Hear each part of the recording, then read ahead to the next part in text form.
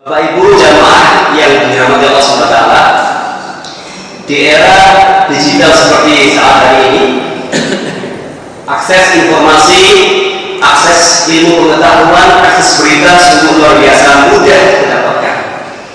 Apalagi sekarang siapa sih yang punya HP? Artinya informasi dimanapun, di belahan dunia manapun, saat sekarang real time kita bisa mendapatkannya.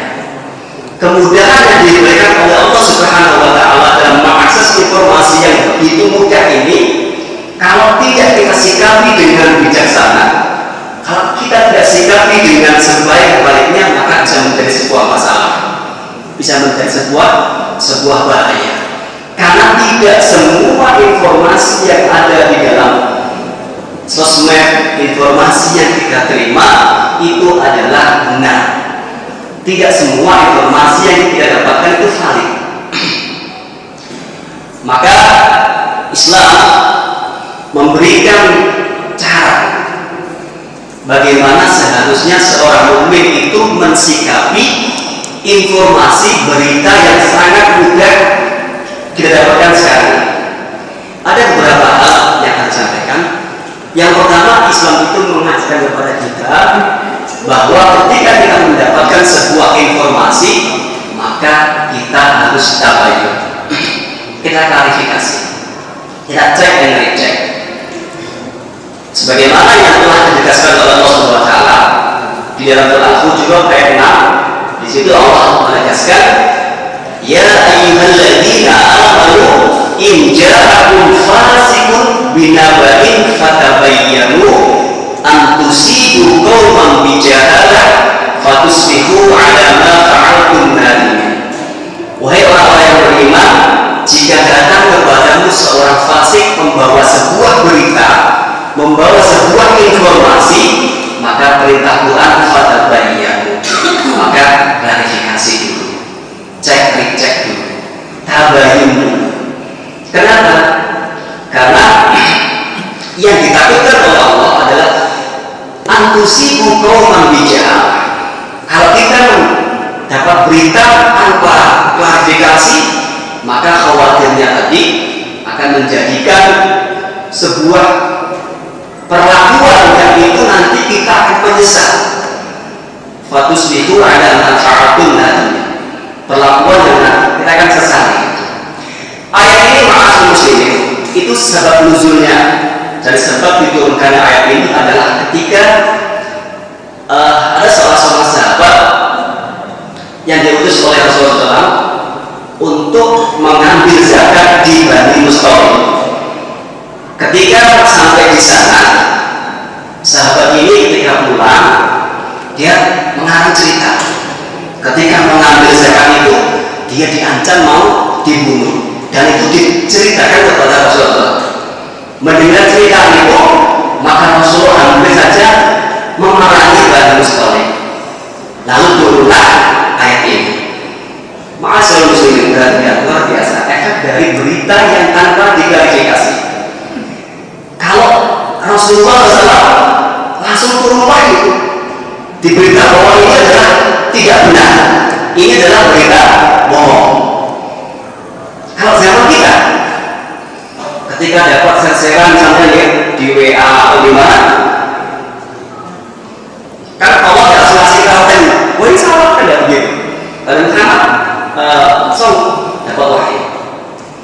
Maka prinsip tabayun ini, klarifikasi ini, itu betul-betul harus kita jalankan.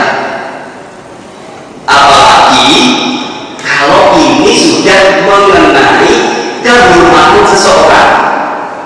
Kalau sudah masalah kehormatan seseorang, berita tersebut, maka kita wajib untuk klarifikasi, tabayun, cek dan recek sebelum kita share. Kenapa? Karena Rasul dengan tegas mengatakan, kafa bil mar'i kadiban an yuhadditha bi kulli ma sami'a. Orang yang, kata Rasulullah itu, cukuplah seorang itu dikatakan pendusta, pembohong, manakala dia itu setiap dapat informasi, dapat berita langsung diceritakan. Ini alhamdulillah. Orang-orang yang dapat informasi, dapat berita tanpa cek langsung share, takutnya kita masuk dalam hadis ini.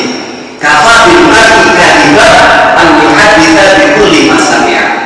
Cukup seorang itu tidak sebagai pendusta manakala setiap informasi yang dia dapat itu langsung diceritakan, langsung di-share tanpa ada klarifikasi, tanpa ada tabayun. Ini hati-hati maksudnya. Setiap informasi yang didapatkan di sosmed atau di manapun itu, maka klarifikasi terlebih dahulu.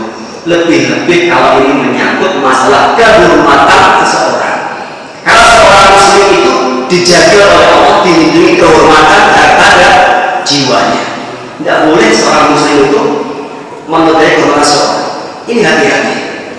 Maka kabar ini penting. Yang kedua, sikap seorang mukmin yang baik ketika mendapat berita adalah tawakuf. Tawakuf itu berdiam diri. Kalau kita mencoba klarifikasi, tabayun, tidak dapat, tidak nemu, maka sikap yang terbaik bagi seorang mukmin adalah tawakuf, berdiam diri. Cukup informasi sampai di kita saja, tidak usah di-share. Karena kita belum bisa memastikan kevalidannya, kita belum bisa memastikan kebenarannya.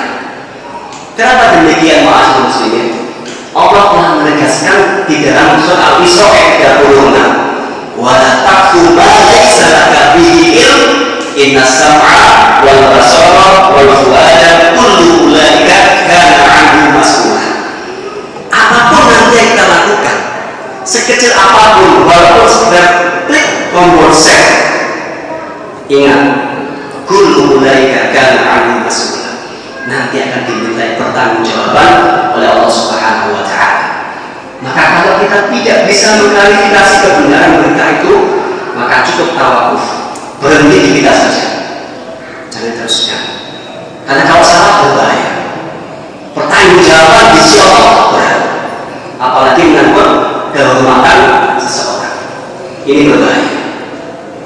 Dan yang terakhir, sikap seorang mukmin yang baik itu adalah ketika informasi, maka hendaknya dipikir terlebih dahulu. Kira-kira ada masalah enggak? Ada manfaat enggak kalau kita share? Karena tidak semua kebaikan yang kita terima, informasi yang kita terima itu masalah membawa manfaat ketika di-share. Ini pernah terjadi pada zaman Rasulullah. Ketika Mu'adz bin Jabal, itu dapat sebuah hadis dari Nabi tentang hak Allah dan hamba. Jadi Mu'adz bin Jabal itu pernah diajar Nabi Muhammad SAW terkait apa sih hak Allah terhadap hamba dan hak hamba terhadap Allah Subhanahu wa taala. Mu'adz diajari. Setelah dikasih tahu oleh Rasulullah di akhir hadis, Mu'adz kepada Nabi, wahai Nabi, ala ubasyirun nas, apakah ini saya sampaikan kepada manusia kabar berita ini? Kata Rasulullah, la tubasyiruhum fayattaqi. Jangan kamu beritahukan kepada orang banyak dulu, takutnya mereka itu akan bersandar. Maksudnya itu kalau bahasa kita apa ya? Bergantung, ngaji no. Bahasanya gitu. Ini sebuah kebenaran, sebuah kebaikan. Hadis dari Nabi SAW. Tetapi Rasulullah melihat kondisi. Kalau ini disampaikan kepada umat, takutnya jadi bukan malah masalah, tapi malah jadi buruk. Sehingga Mu'adz bin Jabal dilarang untuk menyampaikan kepada umat, kepada sahabat-sahabat yang lain. Ini pun berlaku kepada informasi yang kita terima. Kadang informasi itu benar, valid, tapi ketika kita share, kita pikir kalau saya share ini misalnya di grup kita, bahwa masalah Anda, jangan-jangan nanti malah heran, malah saling menghujat, malah saling olok-olokan antara sama penghuni grup. Ini kan jadi bukan masalah. Artinya tidak ada efek positif dari kebenaran itu. Maka seorang mukmin yang baik adalah bisa menimbang-nimbang kapan informasi itu di-share dan kapan informasi itu hanya cukup untuk diri sendiri. Kenapa? Karena setiap perbuatan yang kita lakukan, ingat, kullu ulaika kana anhu mas'ula, nanti akan dimintai pertanggungjawaban oleh Allah Subhanahu wa taala.